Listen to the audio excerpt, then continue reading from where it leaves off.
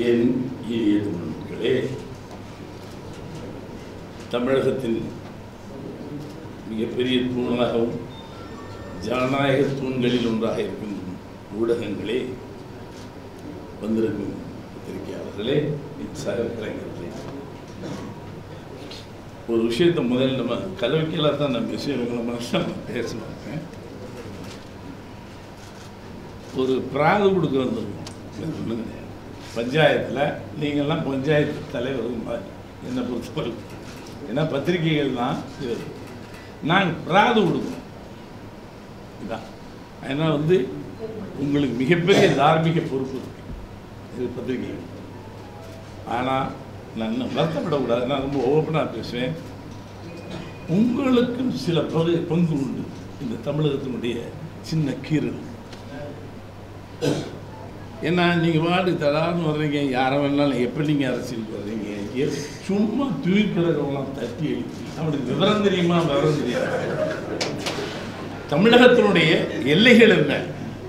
மஞ்சள் அணி எங்கே ஓடிக்கொண்டிருக்கிறது? வைகையினுடைய பாசானம் எங்கே இருக்கிறது? மதுரைக்கு பின்னால் இருக்கக்கூடிய அந்த பரப்பளவிலே அந்த தண்ணியில்லா பிரதேசத்திலே வாழ்க்கை முறை என்ன இருக்கிறது? எதற்காக போராடுதான்?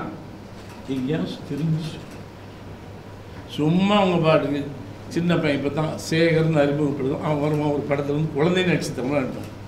அந்த குழந்தை நட்சத்திரத்தை போய் நீ எப்போ அரசியல் சார் சிரிக்காதீங்க please. I am not a politician. நான் அரசியல்வாதில் இவங்க அளவுக்கு நான் படிக்கவும் இல்லை. எனக்கு கற்றுக் கொடுத்து மொழி எங்கள் அம்மா பால், அதுக்கப்புறம் இந்த மொழி இந்த மண் வாசம் கோவம் வருது சார். நான் நான் என்னைக்காவது அரசியலில் பங்கு ஏற்றோமா, பதவியில் இங்கே வரணும்னு உட்காந்தோமா? இல்லை, நான் நினச்சிருந்தால் 50 ஆண்டுகளுக்கு முன்னாலே அரசியல்வாதியாக இருப்பேன். மிகப்பெரிய அரசியல் மனையில் பேசிட்டு இருந்தேன் சின்ன பையனாக இருக்கும்போது. ஒரு மாணவனால் ஒரு பச்சை தமிழன் காமராஜர் தோற்கடிக்கப்பட்டார். அன்னைக்கு நான் அரசியலை விட்டேன். திருமுருகனை யார் என்ன இல்லை, அவன் என்ன கொலை செஞ்சானா, கொள்ளையடிச்சானா, நக்சலைட்டா, இல்லை அப்படியே அரசியல் ரீதியாக ஒரு கட்சி ஆரம்பித்து பல கோடி ரூபாய்களை சம்பாரித்து தனக்குன்னு ஒரு வாழ்க்கை அமைச்சுக்கிட்டானா, வெட்டினானா, குத்துனானா? குண்டர் சட்டம் யாருக்கு? முடிந்தால் பத்திரிகை தர்மம் நீங்கள் தட்டி எழுப்பணும். எங்கள்கிட்ட பெரிய ஊடகம் இருக்கிறது, நாங்களும் தட்டி எழுப்புவோம். அது தார்மீக கடமை.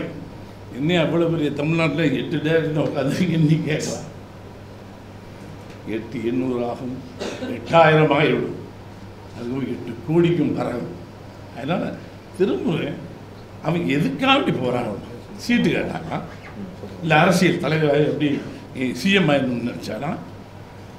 இல்லை, அவனுக்கு தார்மீகமாக போராடத்தான். நினைவு ஏந்தல் எங்கள் உயிர்களை லட்சக்கணக்கான உயிர்கள் கொண்டீங்கல்ல. யாராவது கண்ணீர் விட்டாருன்னா தமிழனே அழுகு யூஸ் தான்.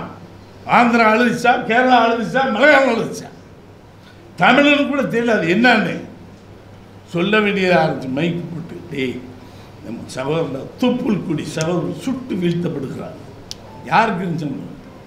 அதனால் அப்படிலாம் கொல்லப்பட்டது உணர்ச்சிலாம் போச்சு. இனிமேலாவது இந்த உணர்ச்சி வெளியே வர வேண்டும். பத்திரிகை தர்மம் தயவு செய்து உங்கள் தர்மம் இது உங்களுக்கு தெரியும். பொலிட்டிக்கலாக எவ்வளோ நல்லா இருக்குது, இது பின்னாடி என்ன சுற்றுறாங்க, இதெல்லாம் பேச தயாராக இல்லை. என்ன 2 தலையாட்டி பொங்கல் தமிழ்நாட்டில் 2 ஆடிச்சு. ஏதாவது ஒன்று ஆடு ஒன்று ஆடாதுன்னு நினச்சா 2மே தலையாட்டி பொங்கல் போச்சு. ஆயினால்தான் திருமுருகனுடைய கைது. திருமுருகனை உன்னுடைய சொந்த கருத்தில் நீ கைது செய்ய இல்லை, கேவலம் பயந்தாங்க.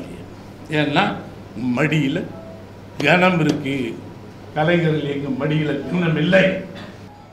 உங்களுக்கு உணர்வு இருந்தால், மான ரோசம் இருந்தால், திருமுருகனும் அவனை இணைந்து கைது செய்யப்படும், விடுதலை செய்யப்பட வேண்டும். இல்லை என்றால் இந்த தமிழனுக்கு ரோசம் மானம் கொஞ்சமாக இருந்திருந்தால் இதற்காக போராடுவான் என்று கூறி விடவில்லை. நன்றி.